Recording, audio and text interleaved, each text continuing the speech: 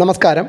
നമ്മൾ ഈ വീഡിയോയിൽ ഷെയർ ചെയ്യുന്നത് നമ്മുടെ പച്ചക്കറികളിലൊക്കെ ഒരു തരം പ്രാണി വന്ന് പിടിക്കുന്നുണ്ട്. നമ്മുടെ ചിലന്തിയുടെ ചെറിയ കുഞ്ഞു പോലത്തെ പ്രാണികളും കുഞ്ഞു വണ്ടുകളും ഒക്കെ വന്നിരിക്കുന്നതിന് പ്രതിവിധിയായിട്ട് നമുക്ക് ഉപയോഗിക്കാൻ പറ്റിയ ഒരു കീടനാശിനിയാണ് നമ്മളിപ്പോൾ പരിചയപ്പെടുത്തുന്നത്.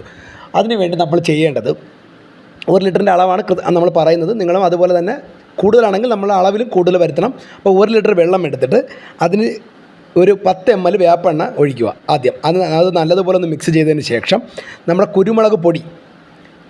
കുരുമുളക് സാധാ വീട്ടിലേക്കുള്ള കുരുമുളക് പൊടി ഒരു സ്പൂൺ അതിനകത്തേക്ക് ലയിപ്പിക്കുക.